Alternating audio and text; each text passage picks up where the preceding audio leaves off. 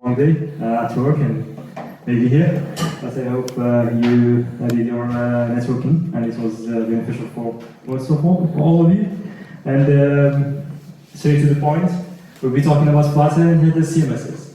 And we'll try to figure out what we can do with both of these solutions and technologies to make a winning combination. We'll start with talking about a concept, content-rich application, how we can craft Flutter applications to achieve some sort of solutions that are related to this concept. Talk about headless CMSs, also about CMSs and hybrid CMSs as well, but we'll get into that in a bit. Common use cases for these combinations here, and then we'll get ourselves into some light hands-on about WordPress, Content4, and Flutter as well. Hopefully we get a chance to do some Q&A at the end as well. That's me, Jamal. I do software engineering for a company where we do what we call ambassador marketing. And my daily work is usually with either JavaScript on the client and on the server, and also that with Flutter. My journey starts with cross-platform solutions from like Ionic with Angular to React Native, and then to Flutter. So I seen what's a bit of pitfalls and greatness coming from all these solutions, and I ended up with Dart Flutter with all what it offers. I mean, it's a winner by all means. Okay, first of all, who worked with the CMS before? Nice. Who can explain to me what a CMS is? Okay, we know that. In maybe 2 sentences? It's a sentence that it's a system that manages content. Okay, we get to there? Okay. So basically, yeah, that's what it is. It's self-explanatory, but it may be a bit confusing. The intention behind all these CMSs that were created before, and I think even if you are not familiar with what is a CMS, I think you are all familiar with what's WordPress, right? The one that created most of the internet at some point. And it's basically, the idea behind it was to create something that will allow non-developers to create content on the web. And also, it evolved in a dramatic way to end up with us creating complete, fully featured applications that goes from like booking websites to e-com websites to blogging websites to anything that you can see on the web through a lot of what we call, for example, WordPress themes.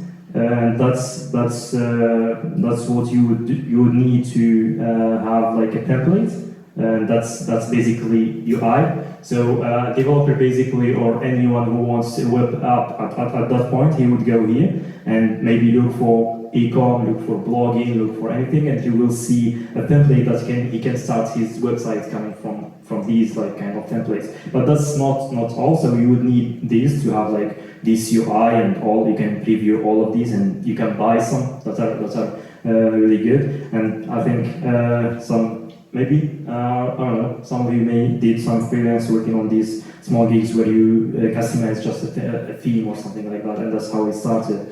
And then with these, it's the basic functionality. You would show posts, you would show e-com like products or something like that, but then you would need to add the functionality. Like to book, you would need to do the functionality of booking. To improve your CEO, you would need that functionality, that feature to be integrated in your website. And that's where we had WordPress plugins. Okay, it's hard to write it when you are like up here. And plugins, right? Okay, here you go.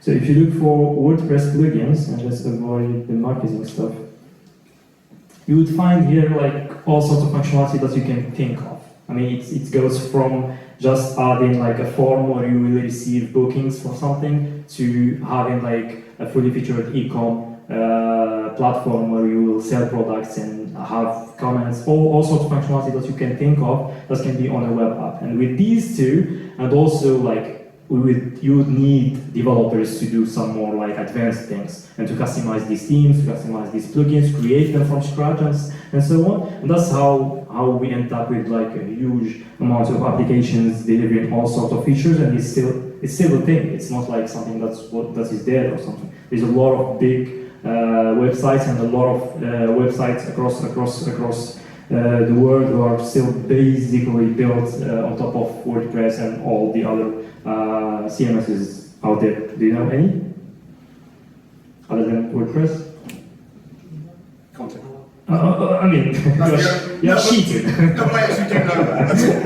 We have Drupal, we have Joomla, we had a lot, and they are still up there. Okay, back to our slides here. And what I wanted to talk about here is Headless CMS. So before getting to Headless CMS, we would need to understand what is a CMS. And I think that's what our journey here with WordPress summarizes a classic or a traditional CMS and what it is. Now, when it comes to the architecture behind them, it's pretty basic. You would have the front-facing application, and that's what you would do with those templates that we saw before. Not sure if they are still here, but this is basically the UI that the end user will use, right? And then we would need the backend UI, and this is the most important piece of CMS, because here, the customer will need to see our content, right? But at the end, what is a CMS is something that will allow admins or content managers or the guy behind the website to be able to manage his things, right? Manage posts, manage products, manage sellings, manage comments, all these sorts of things. And with most CMSs, they come like something we call backend UI, which is like the back office. Some call it the back office. Sometimes they call it the admin, or it's like the thing behind all the apps and where you manage users and everything. And this is maybe the most powerful piece of a CMS, right? And then, of course, I think like this, we need a server, databases, and stuff like that. And with every single CMS out there was like a kind of like specific technology that we need to use in order to use that CMS. Like, for example, with WordPress, we would need PHP and JavaScript, of course, it's the web, right? And then there was this kind of like it's like a bomb in the front end side, right? We have these amazing technologies that came out, and then every single technology there was like more advancement on top of it, right? So we had React, we had Angular, Vue.js, and a lot more. And then on top of these, we have frameworks that are built on top of them, like Vuex or like Gatsby, Next.js, and now Remix, and now Flutter. We have it on web as well as on the mobile, right? And with these, the people working with these, like let's call it classic CMS from now, right? They are seeing this evolution happening like just like near them, right? And they can't make the most out of it, right? And then some clever people, I think it's a really basic idea, but still it's smart, right? So the idea was that let's keep that powerful backend UI there, right? Let's keep this modularity of like being able to install plugins to have these functionalities coming out, right? But for the front end side, let's use something modern. Let's decouple this completely and move it out of what we have on the CMS, right? And use something like Next.js, something like Gatsby, something like Flutter, something like native apps even, like Android or iOS to consume this the content that is being created by these CMS behind, right? And this is what we call a headless CMS. It's basically a CMS without the head. In this case, the head is the UI, but more specifically the customer-facing UI, not the backend. So the backend, the back office in this case, will be still something that users will use on top of those CMSs, right? Now, when we talk about Flutter, I mean, there was like a lot of hype around Flutter being something that you can use for content-rich applications, and something that I really like to always mention is the Flutter News Toolkit. It's basically a template, like a code template that you need to follow just small instructions to have a news app up and running. And when I say news, it's kind of like we are lowering the value of this toolkit, because you can use it for all sorts of content-rich applications that can go from like newsletter applications, to post applications, to news applications, to even e-com applications. It's a really good one, and I just wanted to drop it here, and slides you will have them later. And basically, the link will take you to a very, very, very rich documentation about how you can go from here and how you can customize this to make the most out of it. And I think it would be really a clever idea to combine this one with one of the headless CMSs of your choice as a source for your data. With these two, I think you can be up and running with a really complete end-to-end platform in like days, in matter of days. Okay, let's move this forward. And why I'm saying it's a winning combination, and I had a talk with she talked with Paul, and he talked about a lot of like use cases where they ended up like, for example, creating their own CMS for some parts of the solutions they worked on. And this is a very practical use case for that. So I'm saying that because we know Flutter is cross-platform capable, right? And then we have all sorts of integrations from Flutter towards all the other like APIs we have here. We have a GraphQL, REST API, and then here I forgot the name, but it's another way of communicating between your backend and frontend. And okay, no one is answering this, but that's fine. Okay, now the goal would be for you to end up with using those CMSs with your Flutter apps, right? And that's what we will highlight in a bit. Real-time content updates, we will check that in a bit in more of like a hands-on thing. And then, I mean, here you will end up with someone who can't code or who's capable of coding, but who would focus on content creation and managing all that data from a user-friendly interface, right? That comes out of the box with a CMS, while you would be working on the front-end side that you really master in this case, right? I mean, when you say it like this, yeah, it can be used like for a lot of things. But let's highlight some of the things that you may. I mean, even when you thought about them before, you might didn't like think of headless CMS as a solution for them. While it's really can be like a perfect solution for them. Okay. We said it already, like CMS can be used for all sorts of things, right? But when I say a CMS, maybe I can also include something that you are all familiar with, like for example the e-com platforms, like for example Shopify, BigCommerce, WooCommerce, all these technologies. When you can see that, because most of them can come with that UI facing as well, right? If we remove that, if you remove what Shopify offers you as like a template for UI, then we can consider it a headless CMS as well, right? And with that, you don't need really to create a fully featured backend for you from scratch in order to have like an e-com app. Or what you need to do is to use a fully featured one that is like production proven, and like almost all shops online are using like one of these big names, right? So what you can do is you use your capabilities in order to build like mobile apps or even web apps without whatever small. I mean, it's not really specific to Flutter. We are just highlighting this because like we are in a Flutter meetup, and also because like I didn't see this coming, like I didn't see this like around on the web highlighting this piece of information about specifically Flutter. I work with Gatsby, which is I think I mean simplest way to say it is a framework based on React, and it's built. It's like the main benefit of it is to do what we call server-side generation, where you build like based on dynamic data, static files that you will serve later. Maybe that can be a talk for another day. But as of now, what you need to understand is what I'm trying to do here is not to invent anything. It exists in other communities, but it wasn't highlighted that much with the Flutter community, right? And what I'm trying to say here is, if you are trying to create an e-com app, right, consider using like Shopify as a backend. Just think about this idea, right? And try to maybe experiment with it, with what you have with Flutter, with React, or any other technology, right?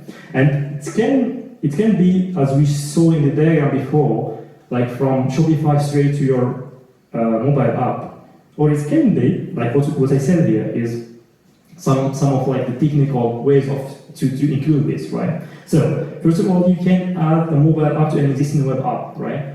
if you have already like a WordPress app or a Shopify app that you're already running, and you want to create the mobile side of it, it's pretty easy. You just configure Shopify to allow you to consume it as a RESTful API or as a GraphQL API, right? And then you consume it from the mobile app, and there you have it, right? It's as simple as that. And then maybe you would consider the headless configuration in order to recreate your web app that you already have. So if you have something that was already built using like the traditional way of doing things, let's say with any e-com platform, with any CMS you already had there, what you need to do is to export and to configure like WordPress to provide you with the RESTful API or with the GraphQL API, and then you have it. You can recreate your whole thing with Flutter Web and Flutter Mobile in one code base, and you have it, right? Or with React, let's say, for the web and Flutter for the mobile. And then it's, I mean, you have an app, right? It's up and running, you have users, you have like any sort of functionality there, and you want to add some sort of content-rich part of your application. So maybe you just want to add a section where you post, where you put information for users, just like us, in sort of posts for users to consume, right? We can do that as just for that part, right? You would have the CMS to manage and deliver data easily to users, and then in your app you would just add another screen or another flow just to consume that data, and that can be like beneficial in this configuration.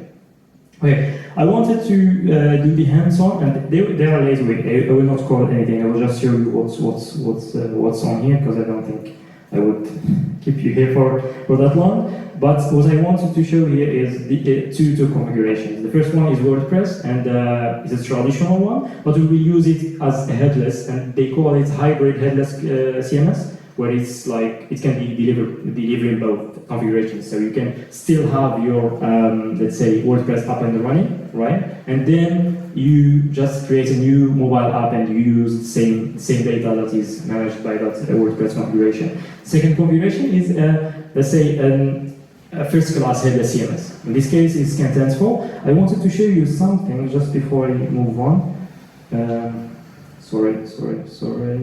And here. I will keep the slides here, and you can click all those links that are on the slides. And here basically is just a list of the most popular headless CMSs that are out there. And there is two configurations that you would be looking for. I mean, there is more, but maybe these are the most important ones. And there is the what we call something that is like already hosted. For example, the contentful.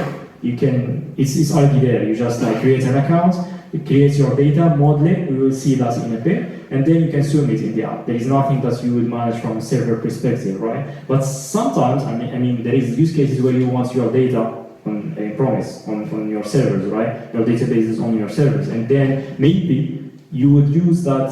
I'm just dropping ideas here, right? Maybe you have that headless CMS, right? And then you had your database, and that headless CMS provides API for mobile and web to use them as headless CMSs. But also you would need maybe some Firebase functions or some cron jobs that will treat that database data and update it the way you want, right? So with the database on your servers, you would be able to manage all of that, right? And most of these offer that functionality. Some offers both, so you can either use something that is hosted on their side, something that is hosted on your side. My favorite is Strapi, and I use this only in the in-premise configuration where I have my PostgreSQL database, my server running there to run Strapi. But the one I will be demonstrating is the contentful, and in this case I'm using it as a managed configuration. So it's on their servers. They provide me with UI to manage all of that, right? And then what I wanted to highlight is WordPress. So basically, everything in Flutter is a widget. I needed to say that, as Florence already said. But in the world of WordPress, what you would expect is that for people to say everything is a plugin. Like every single functionality you can think about, you would see a plugin for that. And I'm saying WordPress and contentful just for illustration. There is like endless number of CMSs, classic ones, and also headless ones. So, for example, any website on WordPress, they have like RESTful as a plugin. They can just enable it, and that's it. You have the backend ready to be used by any native cross-platform web mobile solution out there. And for example, what I will be demonstrating is this, for example, the official website for the documentation for the WordPress, basically, WordPress.com, where we have like the blog post here. But then behind there is the API of it, and that's what I'm using here. So let me look for that. Yeah. So I mean, it's almost silly. I will run it so we don't lose time. Come on, lib main run. Okay, we good. And macros should be fast. So here. Can you zoom in? Can you make it larger? No idea. Okay, I think there is. If it's VS Code, you can push Command plus so that when you do. I changed the shortcuts. Sorry. No worries. Zoom. There is Zoom, right? Yeah. Come on, help me. I can do that if I use both hands. Yeah, it just. Settings Sorry. one, if you increase it.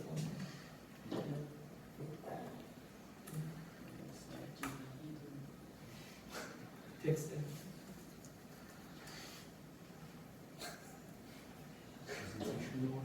We can edit this. There we go. Yay! Yeah, I told you, I use both hands on unbeatable. Alright, so the idea is pretty simple. I mean, it's a Flutter app. I use this use material 3 because it's awesome. I don't need to see those blue app bars there out of the box. And then I like to use Google Fonts, a really crazy idea in order to do all sorts of like, I mean, if you are trying just to test what you have and what do you call it when you do that? I lost the word, but when you try just to craft ideas and see what you can come up with in terms of UI. Anyways, material app, Google Font, material 3, and we good. Now, here, it's a pretty simple idea. I have a function that I call, and it's get post, right? And it gets me post, basically. And then I use the feature builder, I get the post, and then if I have data here, feature builder, okay, let me collapse this. Pretty simple. If I have the data, I show the UI. If I have errors, I show an exclamation mark here and errors. If not, then I'm loading and I show circular, right? In terms of the data, it's pretty simple. I get a list view builder, I get the post, and then I show it. Now, when it comes to the way I'm getting this, it's pretty basic as well. So I have the base URL, which is the API that is coming from this WordPress.com, right? And then what I'm saying here, I'm defining just like the class, the type of post. And then what I'm doing here, okay, sort for this.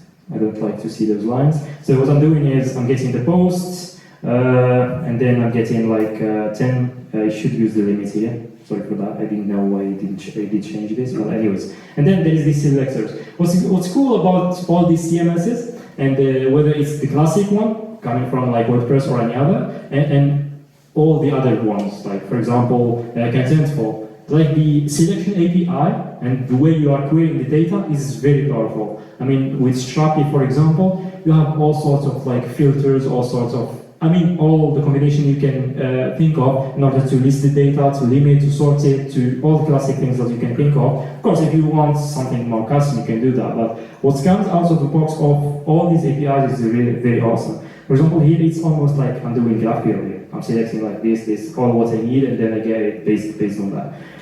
Okay, if I have, I mean, very, very basic, and basically, if no errors, then yeah, I'm listing like the same thing I had on the that they have already like Android CMS with themes and everything on a Flutter app. Basically, here I'm running it as macOS, but you can run it as any platform you want. All right?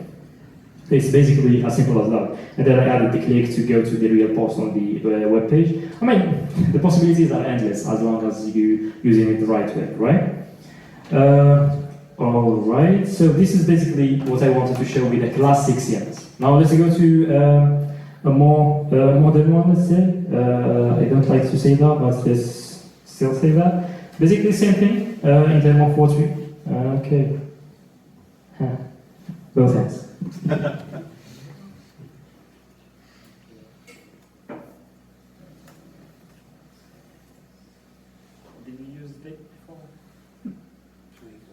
it's not for. Okay, thank you. Okay, same thing. We have Material 3 app running with this custom font, and then basically same function. Although here we are using get products instead of get post, just for illustration. And then same thing. I mean, if there is error, if there isn't. Oh, okay. I needed to show you something actually before with the WordPress. It's basically that what we get from the API in this case for this specific website is that some of them like come with like specific characters. I mean, what we get here is basically HTML for some parts because it's managed in.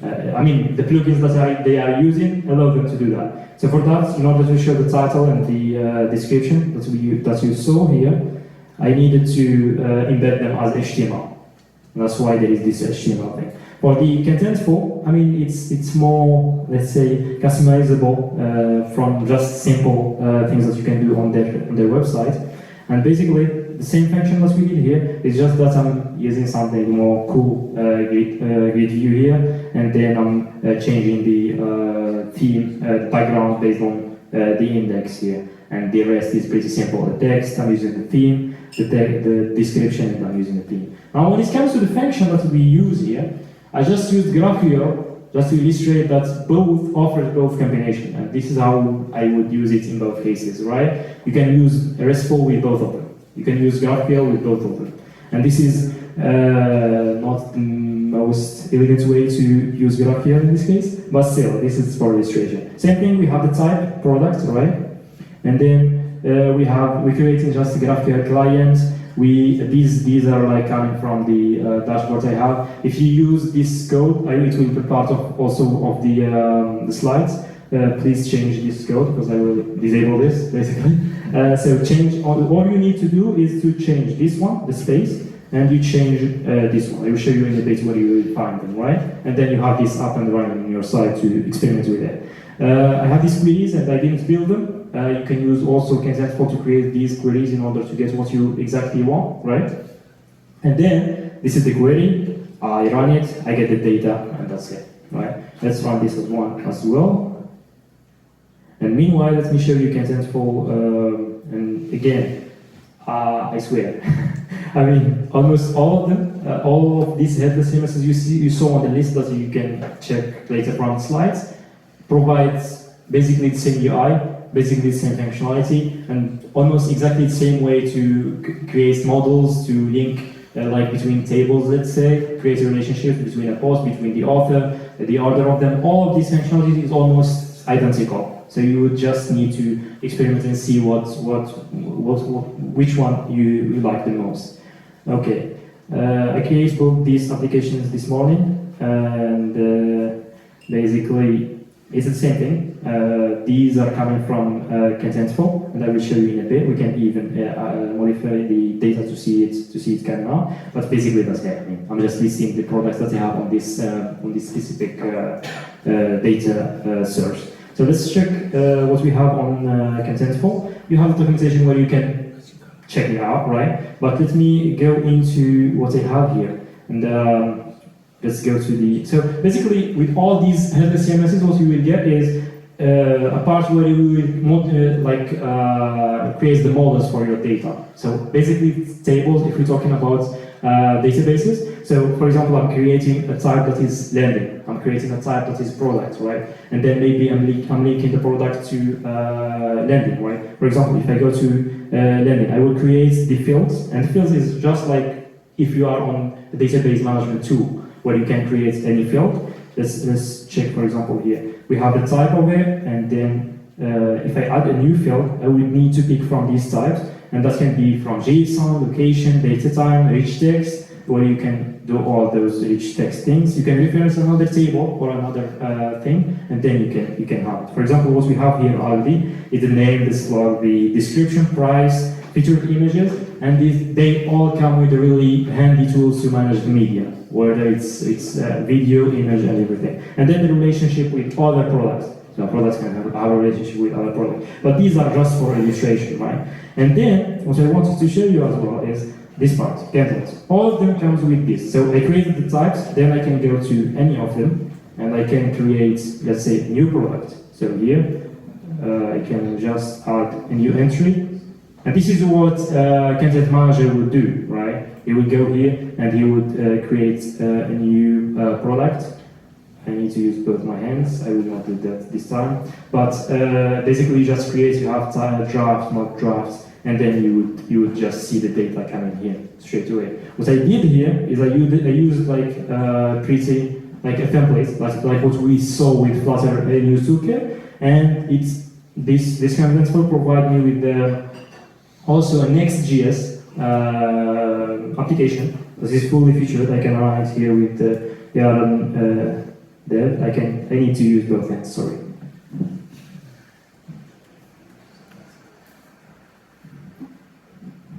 Okay, and then dev. Meanwhile, Next.js again, another framework built on top of React. And it basically offers two of my favorite functionalities. First of all, SSR, which is server-side rendering. Basically, instead of loading your website piece by piece, showing the loaders on the client side, and also doing all the rendering on the client side, what you would do is you render the whole thing on the server side, which is faster than a client, and then you send the pieces ready in order to display them, and that can make your basically web app faster. And it offers the second functionality that is SSG, server-side generation. But I talked about that before, so I would just explain it in a bit. What does that mean is I have a data source, and that can be a database, a dynamic database with let's say Headless CMS like this, managing it and everything. But every time I publish a post or I publish a product or something like that, what I would do is I will go to my CI, right?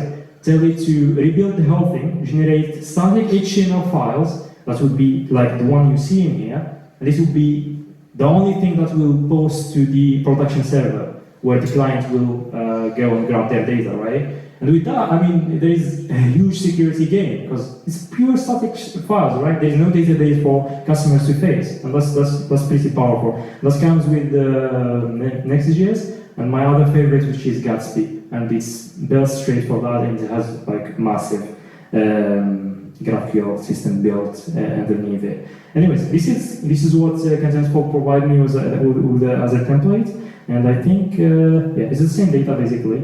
And again, it's one backend, one CMS, providing me with the database and all the server-side bases in order for me to build both of these with ease with any technology I want. Let me see if I have anything else on my slides here. Hands-on, we talk about this. The code base again, you can click these links to go to it. Maybe it's public, and then we have the QA. Do you have any questions?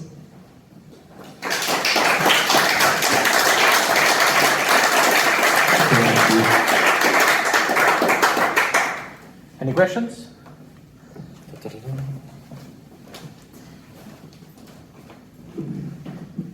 So I really liked what you did with the Flutter app that reads from the WordPress API. I think that would be pretty useful for a lot of people. Do you have any thoughts about uploading a version of that to PubDev so that others could use it? You talking about Contentful specifically, or? I mean, your client-side reader for consuming WordPress posts or Contentful. I think, to be honest, this is very basic what I have here. I saw, though, this morning, again, when I wanted to craft these two hands-on, I saw an awesome guy who did a Contentful package for Flutter, and that's amazing. But I didn't get into like the details of how you link the product, the elements inside Contentful, and what will bring and with the rich content and everything, all this sort of like custom data that you will end up for your API. It would be a bit tricky to get that like sorted in your UI and consume it. So I saw an awesome guy on PubDev. You can look for Contentful on PubDev, and you will find a package that will help you with bringing that data live. No, I didn't look for WordPress, but I mean, let's do that. We can collaborate on that one. Thank you. Thank you. Anybody else? Thank you. All right, you have the QR code, you can scan the